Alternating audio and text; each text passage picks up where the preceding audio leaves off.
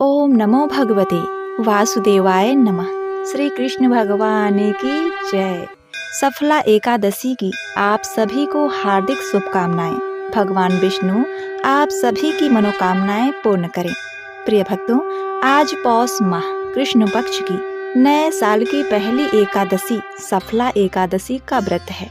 यह पुण्यमयी एकादशी अपने नाम के समान ही भक्तों के कार्यों को सफल एवं पूर्ण करने वाली मानी जाती है। धर्म ग्रंथों में ये कहा गया है कि हजारों वर्षों की तपस्या करने से जिस पुण्य फल की प्राप्ति होती है, वह पुण्य इस सफला एकादशी के व्रत को करने से, रात्रि जागरण कर कथा के श्रवण मात्र से ही प्राप्त हो जाता है। इस एकादशी कथा के श्रवण मात्र से ही व्यक्ति को राजसूय यज्ञ के समान लाभ मिलता है।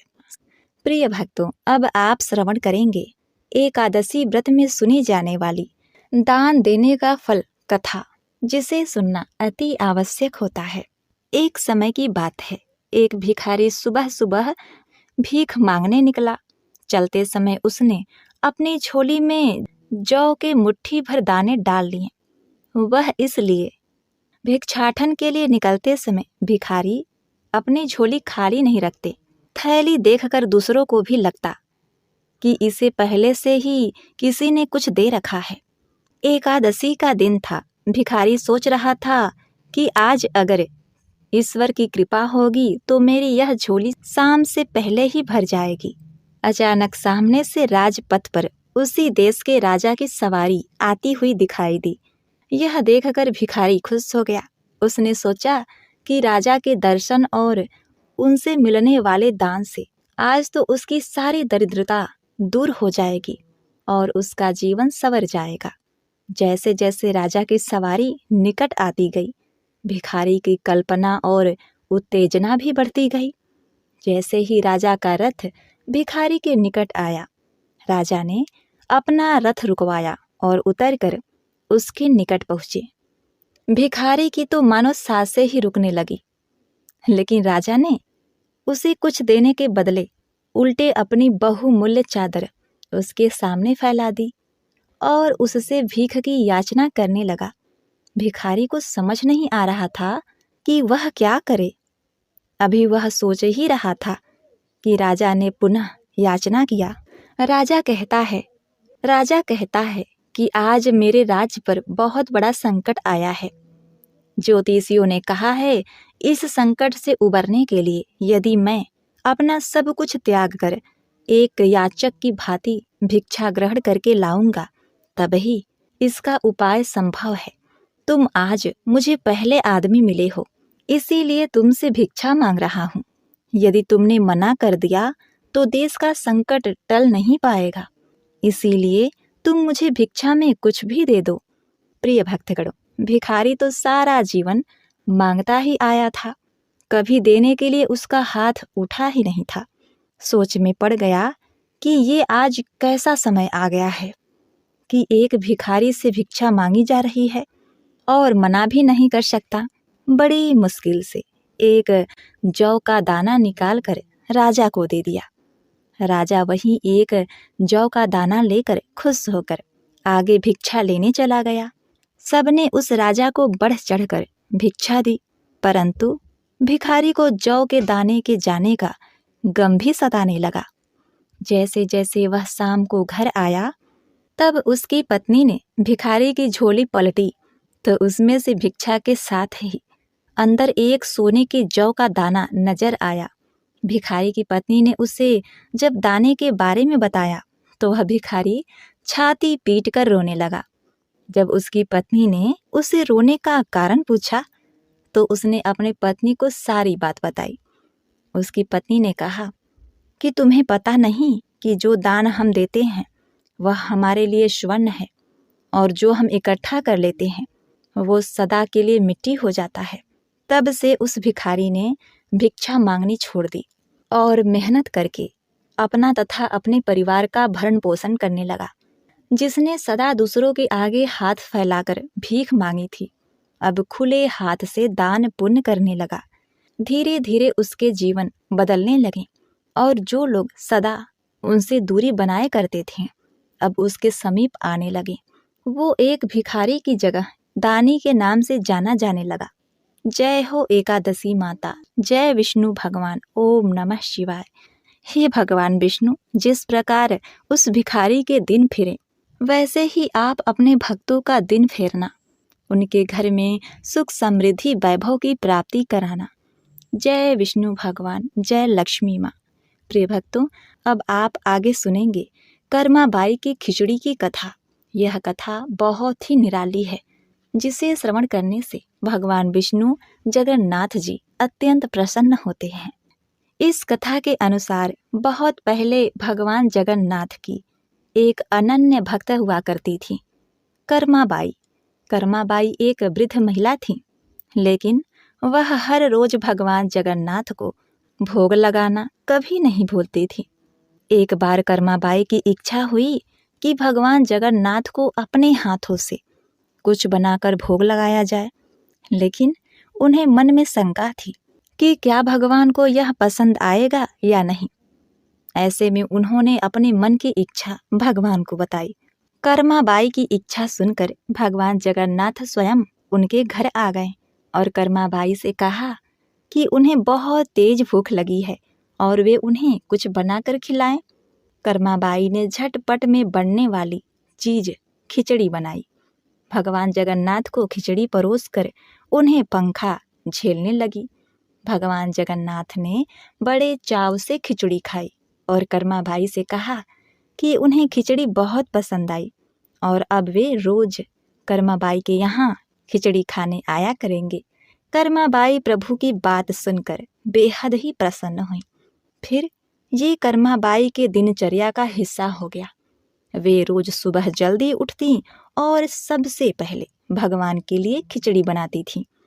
भगवान आते, खिचड़ी खाते और कपाट खुलने से पहले पहले मंदिर वापस चले जाते। प्रिय भक्तों, इसी तरह एक दिन कर्माबाई जब सुबह सुबह खिचड़ी बना रही थी, तब उनके दरवाजे पर एक महात्मा जी आए और उन्होंने कर्माबाई को बिना स्नान किए और बिना रसोई साफ किए खाना बनाते देखा, तो उसे समझाया कि ऐसा करना गलत है। इस पर कर्माबाई ने उस महात्मा को बताया कि वह तो प्रभु के लिए भोग तैयार कर रही हैं। इस पर उस महात्मा ने कहा कि फिर तो कर्माबाई को और भी साफ सफाई और नियमों का पालन कर भोजन तैयार करना चाहिए। कर्माबाई के मन में महात्मा की बातें घर कर गई। अगले दिन जब भगवान जगन्नाथ आए तो उन्हें खिचड़ी खाने के लिए इंतजार करना पड़ा, क्योंकि कर्माबाई स्नान करने और रसोई की साफ सफाई करने में व्यस्त हो गई। उधर मंदिर के कपाट खुलने का समय हो गया था। ऐसे में भगवान जगन्नाथ जी ने तेजी से खिचड़ी खाई और बिना मुंह धोए मंदिर में लौट गए। ऐसे में जब मंदिर के पुजारी ने कपाट खोला तो उसने भगवान के मुंह में खिचड़ी लगी पाई। उस पुजारी ने भगवान से इसकी वजह जानने की कोशिश की तो भगवान जगन्नाथ ने उससे सारी बात अंतर मन में बताई और उनसे कहा कि जाकर उस महात्मा को समझाइए कि भगवान सिर्फ भक्ति भाव के भूखे होते हैं। प्रिय भक्तगणों, जब महात्मा को यह बात पता चली तो उसे अपने किए का बहुत अफसोस हुआ। वे भागे भागे कर्माबाई के पास पहुंचे। महात्मा ने कर्माबाई से माफी मांगी और कहा कि वे जैसे भी भगवान को भोग लगाना चाहती हैं, वैसे ही भगवान को भोग लगाइए। उन्होंने आगे कर्माबाई से कहा कि आस्था और श्रद्धा से बढ़कर भगवान को कुछ नहीं चाहिए।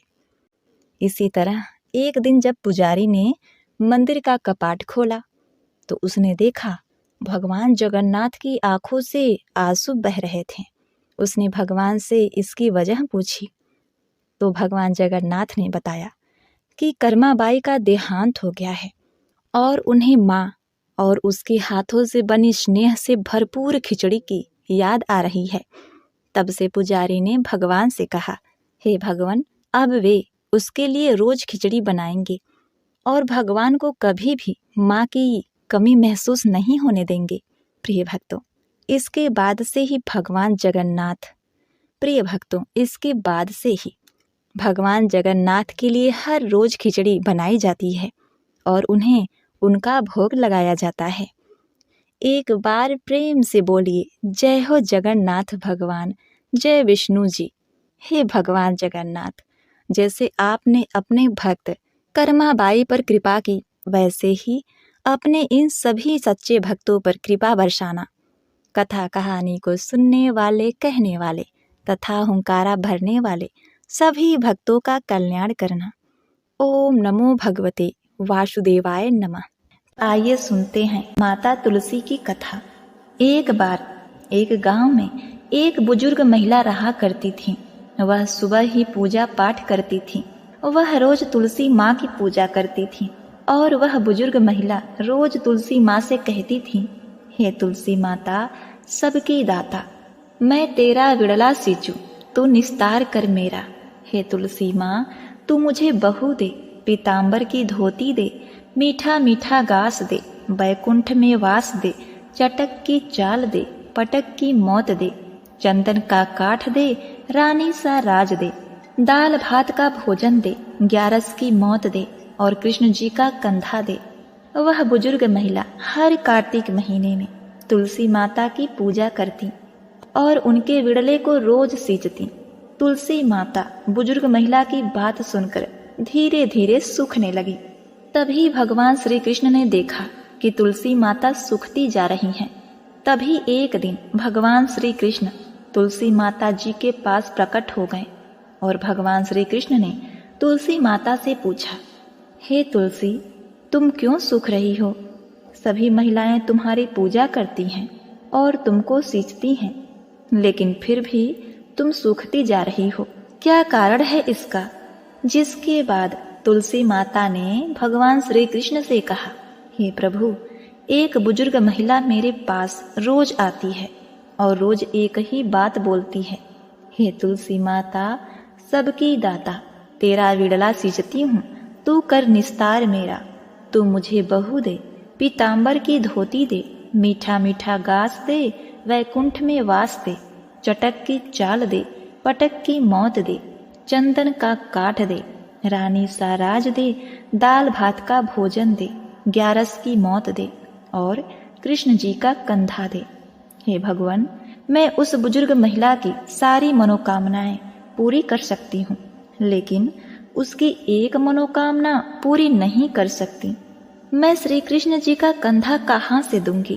प्रिय भक्तगण, तभी भगवान श्री कृष्ण जी तुलसी माता की बात सुनकर मंद मंद मुस्कुराने लगे और फिर भगवान श्री कृष्ण ने तुलसी माता जी से कहा, हे तुलसी, हे देवी, तुम चिंता मत करो। जब वह बुजुर्ग महिला की मृत्यु होगी तब मैं स्वयं उसको कंधा देने आऊंगा और तुम उस बुजुर्ग महिला से यह बता देना। जिसके बाद भगवान श्री कृष्ण जी तुलसी माता को यह बताकर वहां से अदृश्य हो गए। अब क्या था, धीरे धीरे बुजुर्ग महिला की तबीयत खराब हो गई और एक दिन जब एकादशी का दिन था तो उसी दिन उस बुजुर्ग महिला की मृत्यु हो गई। तभी उस बुजुर्ग महिला के आसपास रहने वाले सभी लोग आ गए और उस बुजुर्ग महिला की अंतिम संस्कार के लिए उनको जैसे ही उठाया तो वह बुजुर्ग महिला वहां से किसी भी व्यक्ति से नहीं उठी। तभी कुछ गांव वाले कहने लगे, यह बुढ़िया माई तो भगवान की बड़ी भक्तिन बनती थी और कहती थी कि वह भगवान की सबसे बड़ी भक्त है। अब क्या हुआ? अब तो यह उठ ही नहीं रही है। लगता है यह झूठ बोलती थी। यह भगवान की भक्ति नहीं, यह तो ढोंग करती थी। अरे यह तो ढोंगी है, यह तो पापिनी है, किसी से भी नहीं उठ रही है। प्रिय भक्तगण, भगवान अपने भक्तों का निरादर होते हुए कैसे देख सकते हैं? भगवान श्री कृष्ण वहां तुरंत प्रकट हो गए और उन्होंने एक बच्चे का रूप धारण किया और सभी से कहने लगे कि मैं इस बुजुर्ग महिला के कान में कुछ कहूँगा जिससे वह बुजुर्ग महिला हल्की हो जाएंगी और आप सभी लोग उनको आराम से उठा सकेंगे। यह सुनकर सभी लोग बहुत ही आश्चर्यचकित हो गए और कहने लगे, ऐसा कैसे हो सकता है? और सभी लोगों ने उस बच्चे को उसे नन्हा बालक समझकर वहां से भगा दिया।